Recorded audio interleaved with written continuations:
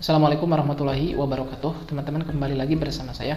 Jadi di video kali ini saya ingin sharing ke teman-teman pengalaman saya ketika bekerja, yakni ketika saya diberikan job desk atau pekerjaan yang menurut saya itu terlalu berlebihan. Sedangkan di sisi lain, teman rekan kerja saya yang masih selevel dengan saya melihatnya lebih banyak santai dan lebih banyak waktu luang. Karena saya pribadi adalah orang yang nggak enakan atau agreeable gitu ya. Meskipun itu saya tidak mampu melakukannya, saya tidak suka melakukannya, itu menyiksa saya. Karena rasa gak enak itu, ya saya memilih untuk diam dan bilang iya aja, seolah-olah sanggup. Dan atasan saya yang bisa dibilang kurang peka karena melihat bawahannya tidak ada yang komplain ataupun mendapat kendala ketika bekerja, mungkin di dalam hatinya dia merasa, wah kayaknya nih udah pas nih porsi kerja yang diberikan oleh saya ke bawahan-bawahan saya, soalnya nggak ada yang komplain dan kerjaan pun berjalan dengan lancar. Padahal di belakang itu jujur saya merasa tersiksa dan ada sedikit kecemburuan sosial gitu ya. Karena di sisi lain dengan level yang sama, saya mendapat pekerjaan yang lebih banyak dan jarang santai dan dengan tekanan yang lumayan tinggi, sedangkan di sisi lain rekan kerja saya yang lain dia banyak waktu. Selain karena ngerasa gak enak,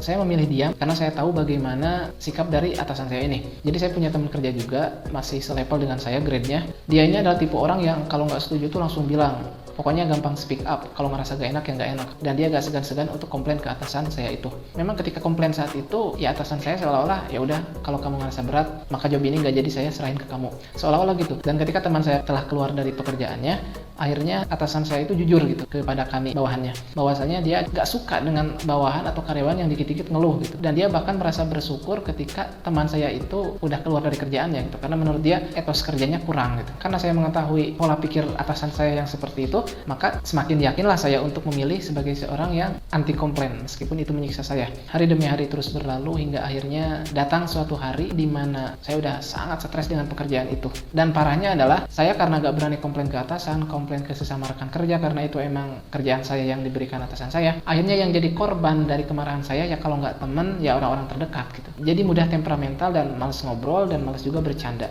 Dan saya sebetulnya memilih untuk ya udahlah, mending saya keluar atau saya mengeluarkan jati diri saya yang sesungguhnya, yakni saya ingin berontaklah ke atasan. Tapi saya nggak berani hingga akhirnya suatu hari karena saya megang faktur penjualan gitu ya. Jadi kalau ada faktur yang statusnya kredit, itu kan yang ngurus-urus saya ya. Ada satu faktur yang hilang karena memang hilangnya itu, jadi di meja itu kerjaan tuh udah numpuk banget dan faktur dari supir atau dropping itu emang acak-acakan. Dari sekitar 16 toko itu fakturnya cuma ada 15, yang artinya ada satu faktur yang hilang. Biasanya kalau ada faktur hilang itu dicari seharian dapat, tapi kalau itu enggak. Meskipun saya meyakini bahwasanya faktur itu belum nyampe ke saya dan masih ada di droppingnya, dan mungkin karena droppingnya lupa naruh ataupun hilang, dia gak mau disalahin dan dia lepas tangan. Gara-gara hal tersebut atasan saya memilih untuk men-CNC saya untuk berbicara bertatap muka. Dia ingin memberikan saya arahan karena mungkin selama ini saya dibilang kurang waspada dalam pekerjaan saya, dan dia juga ingin mendengarkan keluhan-keluhan saya. Kenapa saya bisa sampai seteledor itu dalam bekerja? Apa penyebabnya? Nah, disitulah saya berpikir untuk mengemukakan semua unek-unek saya, dan disitu saya keluarkan semua unek-unek saya tentang bagaimana psikologi saya ketika bekerja, bagaimana ada porsi pekerjaan yang di luar batas emosional saya. Karena memang kalau kita melihat secara kemampuan manusia itu pekerjaan bisa dikerjakan gitu, tapi kan yang namanya manusia, kita itu punya sisi emosional yang harus dikelola manajemen emosinya gitu. Dan yang bikin saya lebih emosi adalah saya tuh sengaja berangkat siang setengah jam lebih lambat dari jam masuk karena alasan di waktu istirahat nanti jam 12 sampai jam 1 saya nggak bisa istirahat karena memang ada pekerjaan yang harus dikerjakan di waktu itu juga. Kalau enggak nanti keteter sampai nanti ngehambat ke closing harian atau tutup buku harian. Oleh karena itu saya memilih untuk berangkat siang dengan alasan untuk menambal waktu istirahat saya yang jam 12 nggak bisa istirahat itu. Tapi atasan saya nggak nerima, dan akhirnya setelah saya mengeluarkan semua unek-unek saya, atasan saya pun akhirnya memahami dan dia mau mengurangi beban kerja saya, sedikit dikurangi dan dialihkan ke rekan kerja saya yang lain.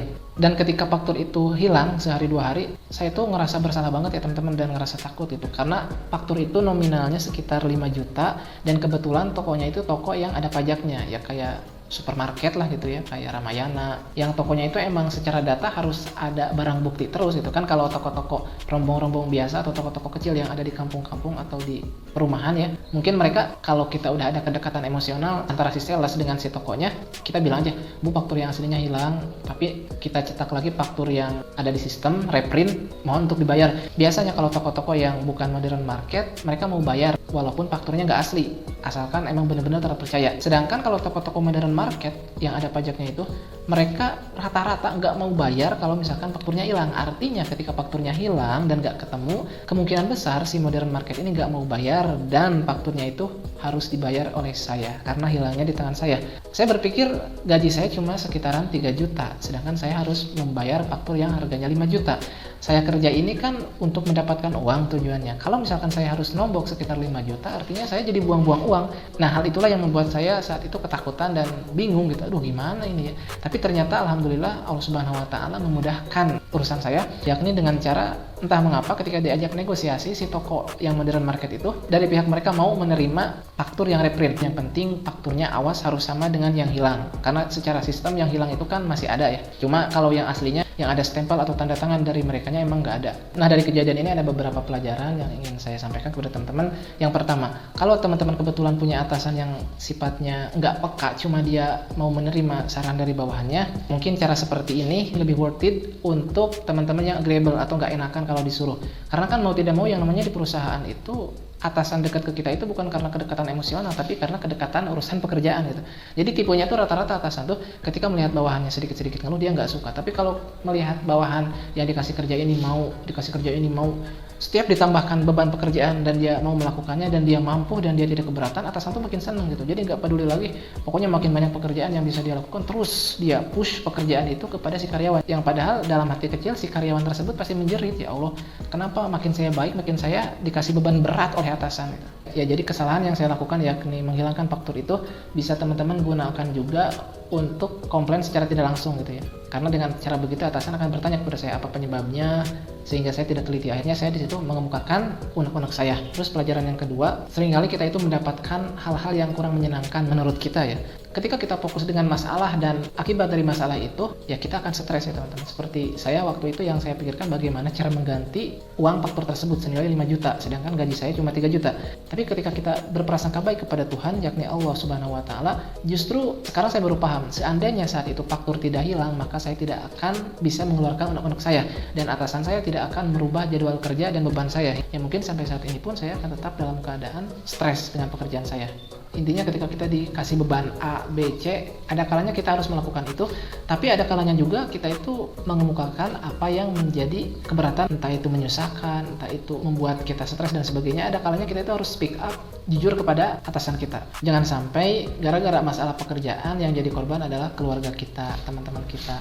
Padahal kita itu punya unek-uneknya ke rekan kerja, tapi yang jadi korban justru teman dan keluarga kita. Dan saya rasa masalah yang saya alami ini juga banyak dirasakan oleh teman-teman yang lainnya di Indonesia gitu. Karena orang-orang yang perilakunya agreeable itu menurut saya jauh lebih banyak dibandingkan orang-orang yang pandai speak up atau mudah mengemukakan ketidaksetujuannya. Nah, berkat kejadian itu, sekarang saya udah dikasih porsi pekerjaan yang menurut saya ideal dan saya senang melakukannya. Dan saya juga nggak merasa ada kecemburuan sosial terhadap rekan kerja saya yang lain, karena dia juga sama-sama kerja gitu. Oke, barangkali itu aja sih teman-teman ya untuk curhatan saya kali ini di dunia pekerjaan. Saran saya sih ya, kalau misalkan jadi atasan itu seharusnya ketika ada karyawan yang kerjaannya tuh baik, kerja keras, justru dia yang harus dikasih reward gitu.